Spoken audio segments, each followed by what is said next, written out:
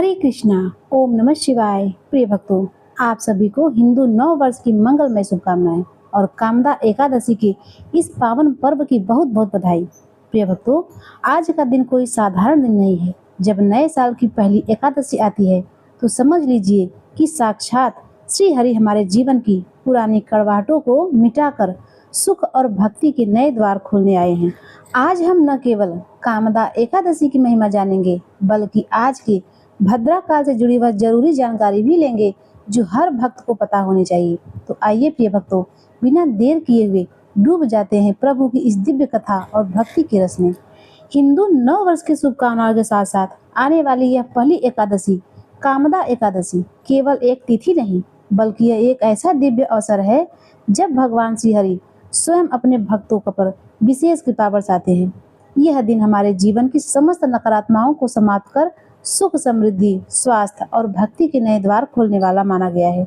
शास्त्रों में कहा गया है कि जो मनुष्य श्रद्धा, विश्वास और भक्ति भाव से एकादशी व्रत का पालन करता है, वह समस्त पापों से मुक्त होकर अंततः भगवान श्री विष्णु के धाम को प्राप्त करता है। ऐसी दिव्य और पुण्यदायी एकादशी के इस पावन अवसर पर आइए हम सब मिलकर इस व्रत के महत्व को समझें और इसकी अद्भुत कथा का श्रवण भी करें और अपने जीवन को आध्यात्मिक ऊर्जा से भर दे। तो आइए प्रिय भक्तों, भक्ति और श्रद्धा के साथ हम प्रवेश करते हैं उस दिव्य कथा में जो न केवल पापों का नाश करती है, बल्कि मनोकामनाओं को पूर्ण करने की शक्ति भी रखती है। प्रिय भक्तों, आज भद्रा काल भी लग रहा है और भद्रा काल अशुभ समय माना जाता है और इस बार भद्रा का वास मृत्यु लोक में रहने के कारण यह भद्रा पृथ्वी लोक पर समस्त शुभ कार्यों के लिए अशुभ मानी गई है। अगर जाने अनजाने में आज आपसे कोई काम ऐसा हो जाए जिससे आपको परेशानियों का सामना करना पड़ जाए, तो उससे बचने के लिए हम सभी मिलकर सच्चे मन से भद्रा देवी के महात्म का वर्णन सुनेंगे, ताकि हमें भद्रा काल का कोई भी दोष न लगे। उसके बाद हम सभी सुनेंगे कामदा एकादशी की कथा। पूर्व समय में जब देवताओं और असुरों का युद्ध हुआ तो देवगण हारने लगे। तब शिव जी को क्रोध आ गया और शिव जी के नेत्र एकदम लाल हो गए, जिससे 10 दिशाएं कांपने लगी। उसी समय शिव जी की दृष्टि उनके हृदय पर पड़ी और उसी समय एक गधी के समान गर्दन, सिंह के समान 7 हाथों और 3 पैरों से युक्त, कौड़ी के समान नेत्र, पतला शरीर, कफन जैसे वस्त्रों को धारण किए हुए, धूम्र वर्ण की कांति से युक्त विशाल शरीर धारण किए हुए एक कन्या की उत्पत्ति हुई, जिसका नाम भद्रा था। उसने देवताओं की तरफ से असुरों से युद्ध करते हुए असुरों का विनाश कर डाला और देवताओं की विजय हुई। तभी से भद्रा को करोड़ों में गिना जाने लगा। अब यह भद्रा भूख से व्याकुल होने लगी। तब उसने भगवान शिव से कहा कि हे महादेव, हे मेरे उत्पत्ति करता, मुझे बहुत भूख लग रही है, कृपया मेरे लिए भोजन की व्यवस्था कीजिए। तब महादेव ने कहा, विष्टि नामक कर्ण में जो भी मंगल या शुभ कार्य किए जाएं, तुम उसी कर्म के पुण्यों का भक्षण करो और अपनी भूख शांत करो। इसीलिए भद्रा काल में किए जाने वाले सभी मांगलिक कार्यों की सिद्धि को यह अपनी लपलपाती 7 जीवों से भक्षण करती रहती है। इसीलिए भद्रा काल में शुभ मांगलिक कार्य नहीं किए जाते और अगर भद्रावास पृथ्वी लोक पर हो तो भद्रा के इन 12 नामों का सच्चे मन से जाप करना चाहिए। यह नाम है धान्या, दधिमुखी, भद्रा, महामारी, खराना, कालरात्रि, महारुद्रा, विष्टिकरण, कुलपुत्रिका, भैरवी, महाकाली और असुरक्षकारी। भद्रा के इन 12 नामों का सम्मान पूर्वक जाप करने से भद्रा के अशुभ प्रभावों से बचा जा सकता है। प्रिय भक्तों, क्योंकि इस बार 28 मार्च दिन शनिवार को रात 8:13 से लेकर 29 मार्च रविवार को सुबह 7:46 तक भद्रा काल है और भद्रा का वास मृत्यु यानी पृथ्वी लोक में है। यही कारण है कि आज आपको हर प्रकार के अशुभ प्रभावों से बचाने के लिए भद्रा के इस महात्म का वर्णन सुनाया गया है। अब कल्पना कीजिए, हम समय के उस दिव्य क्षण में पहुंच रहे हैं जहां धर्मराज युधिष्ठिर अपने महल में विराजमान हैं और उनके साथ स्वयं भगवान श्री कृष्ण उपस्थित हैं। युधिष्ठिर महाराज हाथ जोड़कर भगवान से पूछ रहे हैं कि हे केशव, कृपा करके आप मुझे चैत्र मास के शुक्ल पक्ष की उस एकादशी के विषय में बताइए जिसका इतना अधिक महत्व बताया गया है। तब भगवान श्री कृष्ण मुस्कुराते हुए कहते हैं, हे राजन, यह वही प्रश्न है जो महाराज दिलीप ने अपने गुरु वशिष्ठ मुनि से पूछा था। अब आप भी ध्यान पूर्वक सुनिए उस अद्भुत कथा को। बहुत समय पहले रत्नपुर नाम का एक भव्य और दिव्य राज्य था, जहाँ गंधर्व और किन्नर निवास करते थे। वहाँ के राजा पुंडरीक अत्यंत तेजस्वी और वैभवशाली थे। इस राज्य में ललित नाम का एक गंधर्व अपनी अत्यंत सुंदरी गुणवान पत्नी ललिता के साथ रहता था। दोनों के बीच इतना गहरा प्रेम था कि वे एक क्षण भी एक दूसरे के बिना नहीं रह पाते थे। एक दिन राज्यसभा में भव्य नृत्य और संगीत का आयोजन हुआ। सभी गंधर्व अपनी कला का प्रदर्शन कर रहे थे। ललित भी वहां उपस्थित था, लेकिन उसका मन अपने पत्नी के प्रेम में इतना डूबा हुआ था कि वह अपने कर्तव्य से विचलित हो गया। उसका स्वर बिगड़ गया। सभा में बैठे एक ईर्ष्यालु सर्प करकोटक ने यह बात राजा को बता दी। राजा को यह अपमान सहन नहीं हुआ, तो क्रोध में आकर उन्होंने ललित को भयंकर श्राप दे दिया कि तू नरभक्षी राक्षस बन जा। और देखते ही देखते ललित एक भयावह राक्षस में बदल गया। जब ललिता ने देखा तो उसका हृदय टूट गया, लेकिन उसने अपने पति का साथ नहीं छोड़ा। वह जंगल जंगल भटकती रही, अपने पति की पीड़ा को देखकर रोती रही और उसकी मुक्ति के लिए प्रार्थना करती रही। फिर भटकते भटकते वन में उस श्रृंगी ऋषि का आश्रम दिखाई दिया। उस समय ऋषि साधना में लीन थे। तब ललिता दौड़कर उन ऋषि के चरणों में गिर पड़ी और बोली, हे ऋषिवर, कृपा करके मेरे पति को इस भयंकर श्राप से मुक्त करने का कोई उपाय बतलाइए। तब ऋषि श्रृंगी ने कहा, हे देवी, चैत्र मास के शुक्ल पक्ष में आने वाली कामदा एकादशी अत्यंत पवित्र है। यदि तुम इस व्रत को पूर्ण श्रद्धा और नियम से करोगी और उसका पुण्य अपने पति को अर्पित करोगी तो यह निश्चित रूप से मुक्त हो जाएगा। तब ललिता ने समय आने पर पूर्ण निष्ठा से व्रत किया। द्वादशी के दिन उसने भगवान से प्रार्थना की और तभी एक दिव्य चमत्कार हुआ। उसका पति, जो कि राक्षस योनि में था, अपने वास्तविक गंधर्व रूप में लौट आया। फिर दोनों ने भगवान को धन्यवाद किया और सुखपूर्वक अपने राज्य में वापस चले गए। भगवान श्री कृष्ण ने अंत में कहा, हे युधिष्ठिर, यह व्रत इतना पवित्र है कि इसके महात्म का श्रवण मात्र भी मनुष्य को महान पापों से मुक्त कर देता है। कामदा एकादशी के दिन ब्रह्म मुहूर्त में उठें, भगवान विष्णु की पूजा करें, तुलसी माता से ओम नमो भगवते वासुदेवाय या हरे कृष्णा महामंत्र का जाप करें।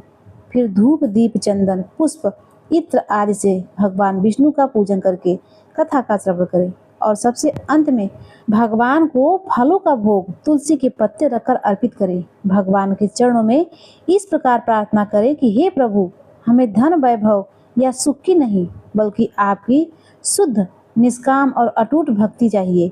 एकादशी के दिन किसी भी प्रकार के अन्न का सेवन नहीं करना चाहिए और न ही एकादशी के दिन अन्न का दान देना चाहिए। प्रयास करें कि इस दिन केवल फलों या फिर वस्त्र आदि का ही दान करें।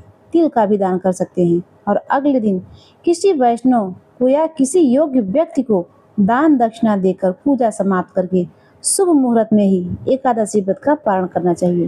प्रिय भक्तों, अगर आपको यह कथा पसंद आई हो तो इस वीडियो को लाइक कीजिएगा और इस पावन कामदा एकादशी कथा को अधिक से अधिक अपने मित्रों और परिवारजनों के साथ अवश्य ही साझा कीजिएगा, ताकि वे भी इस दिव्य कथा का श्रवण करके पुण्य के भागी बन सके और आपको ऐसे ही प्रामाणिक शास्त्रों और पुराणों पर आधारित पावन कथाएं अगर सुनना पसंद है तो जुड़े रहिए हमारे साथ, जहां पर आपको वेदों और पुराणों से प्रमाणित दिव्य और पावन कथाएं सुनने को मिलेगी। प्रिय भक्तों, एकादशी का व्रत बिना एकादशी माता की महिमा के अधूरा है। तो आइए अब हम भक्ति भाव के साथ श्रवण करते हैं एकादशी अर्थात 11 माता की कथा। एक बार देव ऋषि नारद जी वैकुंठ लोक में गए। वहां उन्होंने भगवान से लक्ष्मी नारायण को प्रणाम किया। फिर नारद जी ने श्री हरि से कहा, प्रभु, अब धरती पर आपका प्रभाव कम हो रहा है। धर्म पर चलने वालों को कोई अच्छा फल नहीं मिल रहा है। जो पाप कर रहे हैं उनका भला हो रहा है। तब श्री हरि कहने लगे, ऐसा नहीं है देव ऋषि, जो भी हो रहा है सब नियति के कारण ही हो रहा है।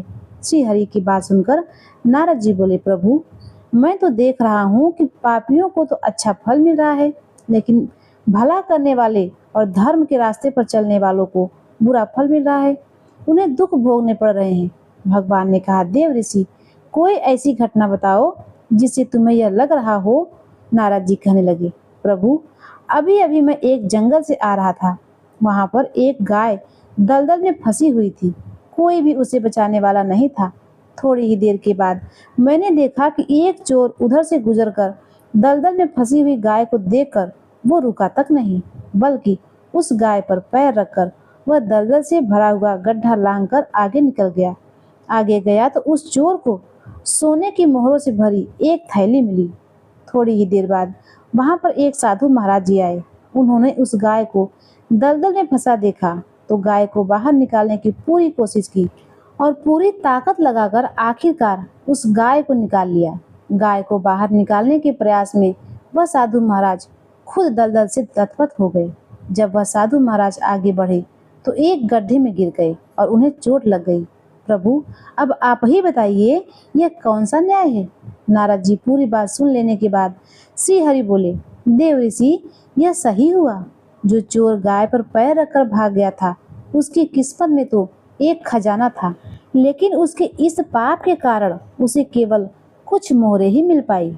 वहीं उन साधु महाराज को गड्ढे में इसीलिए गिरना पड़ा क्योंकि उनके भाग में उस समय मृत्यु लिखी हुई थी, लेकिन एक गाय को बचाने के कारण, दलदल से बाहर निकालने के कारण उनके पुण्य बहुत अधिक बढ़ गए और उनकी मृत्यु बस एक छोटी सी चोट में बदल गई।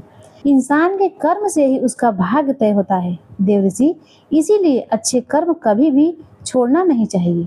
श्री हरि की बात सुनकर देव ऋषि नारद मुस्कुराते हुए और प्रभु को प्रणाम करते हुए नारायण नारायण कहकर प्रभु की रचाई हुई सृष्टि की अन्य लीलाएं देखने के लिए चल पड़े। तो एक बार प्रेम से बोलिए लक्ष्मी नारायण भगवान की जय। प्रिय भक्तों, अब आइए सुनते हैं एकादशी माता की कथा। इस कथा को सुनने से ही एकादशी का व्रत पूरा माना जाता है। प्रिय भक्तों, एक बार एक बूढ़ी माँ ने एकादशी का उपवास रखा। बड़े ही भक्ति भाव से वह एकादशी की पूजा किया करती थी। वे बूढ़ी हो चुकी थी। उन्हें वृद्धावस्था में कोई भी ऐसी वस्तु नहीं चाहिए थी जिसके लिए वे एकादशी का उपवास रखती, क्योंकि एकादशी का उपवास रखने से तो श्री हरि की कृपा से सब कुछ मिल जाता है। वह बूढ़ी माँ तो अपने बच्चों के लिए, अपने परिवार के सुख सुविधा के लिए इतना कठिन व्रत रखती थी।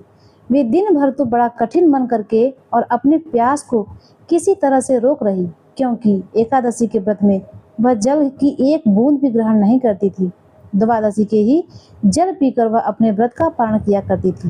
दिन भर तो उन्होंने किसी प्रकार अपने मन को संयमित रखा, पूजा पाठ की, व्रत की कथा पढ़ी सुनी और फिर पंडित जी को मिट्टी के एक पात्र में भरकर पानी और मौसमी फल दान में दे दिया। दोना भर भर के शक्कर में भी वितरित की। उन्हें गर्मी के कारण बहुत बेचैनी हो रही थी।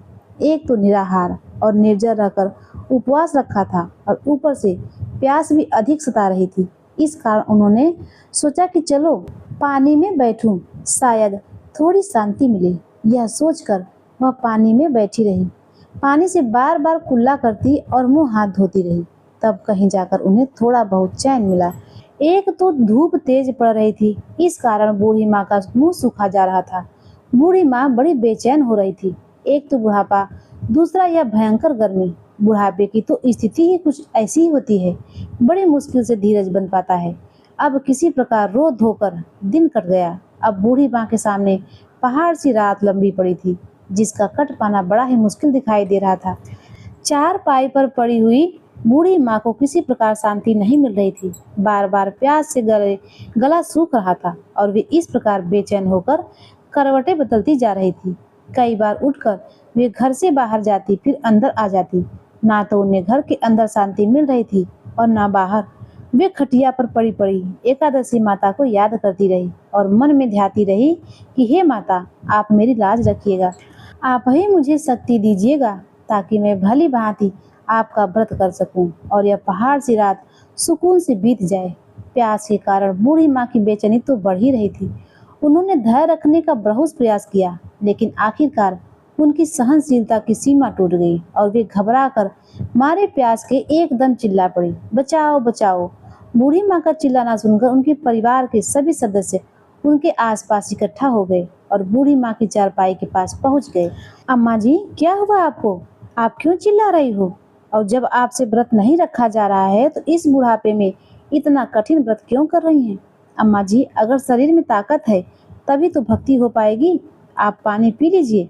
बूढ़ी माँ अपने परिवारजनों से बोली, मेरे तो प्यास के मारे प्राण निकले जा रहे हैं।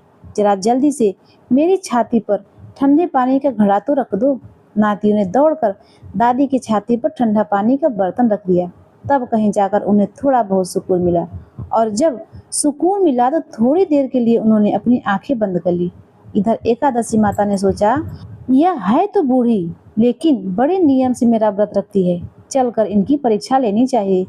ऐसा विचार कर एकादशी माता ने आधी रात को मुर्गा बनकर कुकड़ू कु करने लगी। मुर्गे की टेर सुनकर बूढ़ी माँ जल्दी से उठी और बाहर जाकर आसमान की ओर निहारा, लेकिन आसमान में तो कहीं भी उन्हें सुबह का तारा नहीं दिखाई दिया। अब ये सोचने लगी कि फिर एक मुर्गा भला क्यों बोल रहा है। एक तो उन्हें प्यास लग रही थी, अब थोड़ा बहुत उनका मन भी बेचैन होने लगा।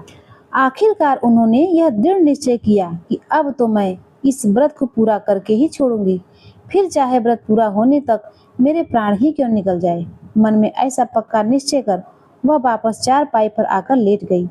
थोड़ी ही देर के बाद एकादशी माता ने उनकी फिर से परीक्षा लेनी चाहिए, तो वह एक छोटी सी कन्या का रूप धरकर गिलास में मीठा पानी लेकर उनकी सिराहने खड़ी हो गई और जोर से बोली, दादी जी, सवेरा हो गया है, आप हाथ मुंह धोकर शरबत पी लीजिए। पहले तो शरबत का भरा हुआ गिलास देकर बूढ़ी माँ का मन ललचाने लगा। प्यास के मारे गला तो सूख ही रहा था, किंतु अचानक उन्हें याद आया कि उनका तो एकादशी का उपवास है। फिर उन्होंने सोचा कि अभी तो वे किसी तरह से यह शरबत नहीं पी सकती, और फिर वे चुपचाप वापस अपनी चारपाई पर लेट गई। जैसे ही उनकी आंखें लगी, तभी उन्हें एहसास हुआ कि मानो किसी ने उन्हें पानी से भरे हुए कुएं में पटक दिया हो। वे बहुत देर तक उस कुएं में हाथ पांव चलाती रही, लेकिन इस बीच उन्होंने अपने मुंह में पानी की एक बूंद भी नहीं जाने दी, क्योंकि उनका एकादशी का उपवास जो था, और वे पक्के निश्चय के साथ अपने व्रत का पालन करती रही। थोड़ी ही देर में उन्हें ऐसा लगा मानो सामने आग जल रही हो। आग के कारण बड़ी भारी गर्मी होने लगी। प्यास के मारे उनके प्राण निकलने लगे, लेकिन इतना सब होने के बाद भी बूढ़ी माँ ने पानी की एक बूंद भी नहीं पिया, तो बस चारपाई पर पड़ी पड़ी एकादशी माता का ध्यान करती रही। अब सवेरा होने में बस कुछ ही समय है, यह जानकर वो बड़ी तसल्ली के साथ इधर उधर घूमने लगी। एकादशी माता अब तक यह बात अच्छी तरह समझ गई थी कि इन बूढ़ी माँ को किसी भी प्रकार से अपने व्रत से नहीं टाला जा सकता। वे उनके सत्य व्रत को भली भांति समझ गई थी। अब सवेरा हो गया तो बूढ़ी माँ ने स्नान किया, भगवान श्री हरि का पूजन किया, फिर एकादशी माता की कथा सुनी, ब्राह्मणों को दक्षिणा देकर भोजन कराया। तब कहीं जाकर उन्होंने जल ग्रहण किया। कन्याओं को भोजन कराने के बाद बूढ़ी माँ ने स्वयं भोजन किया, और उस श्रेष्ठ व्रत के प्रभाव से बूढ़ी अम्मा की आयु में वृद्धि हो गई। उनकी आयु बढ़ गई, उनका घर परिवार हरा भरा हो गया। अब उनके घर में किसी भी चीज की कोई कमी नहीं थी। उनका घर हर प्रकार के सुख साधनों से भर गया। नाती पोती से उनका घर भर गया, और वे उसी दिन से 12 महीने की एकादशी का व्रत करने लगे। एकादशी माता के व्रत के पुण्य प्रताप से इस संसार में हर प्रकार के सुख भोग कर वह बूढ़ी माँ अंत में भगवान श्री हरि के धाम को चली गई।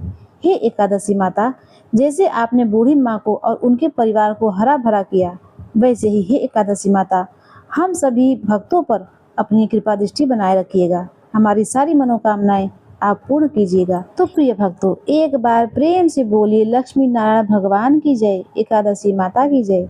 प्रिय भक्तों, अब आइए सुनते हैं भगवान श्री विष्णु की आरती का पाठ। ओम जय जगदीश हरे, स्वामी जय जगदीश हरे, भक्त जनों के संकट क्षण में दूर करे। ओम जय जगदीश हरे, जो ध्यावे फल पावे, दुख बिन से मन का, प्रभु दुख बिन से मन का, सुख संपत्ति घर आवे, कष्ट मिटे तन का। ओम जय जगदीश हरे, माता पिता तुम मेरे, शरण गहूँ मैं किसकी, प्रभु शरण मैं कहूँ किसकी, तुम बिन और न दूजा, आस करूँ मैं जिसकी। ओम जय जगदीश हरे, तुम पूर्ण परमात्मा, तुम अंतर्यामी, प्रभु तुम अंतर्यामी, पार ब्रह्म परमेश्वर तुम सबके स्वामी। ओम जय जगदीश हरे, तुम करुणा के सागर, तुम पालन करता प्रभु तुम पालन करता। मैं मूर्ख खल कामी, कृपा करो भरता। ओम जय जगदीश हरे, तुम हो एक अगोचर, सबके प्राणपति प्रभु सबके प्राणपति। किस विध मिलूं दया में, तुमको मैं कुमति। ओम जय जगदीश हरे, दीन बंधु दुख हरता, तुम रक्षक मेरे प्रभु तुम रक्षक मेरे। करुणा हस्त बढ़ाओ, द्वार पड़ा मैं तेरे। ओम जय जगदीश हरे, विषय विकार मिटाओ, पाप हरो देवा प्रभु पाप हरो देवा। श्रद्धा भक्ति बढ़ाओ, संतन की सेवा। ओम जय जगदीश हरे, श्री जय जगदीश जी की आरती जो कोई नर गावे प्रभु जो कोई नर गावे। कहत शिवानंद स्वामी, सुख संपत्ति पावे। ओम जय जगदीश हरे, ओम जय जगदीश हरे, प्रभु जय जगदीश हरे। भक्त जनों के संकट क्षण में दूर करे। ओम जय जगदीश हरे।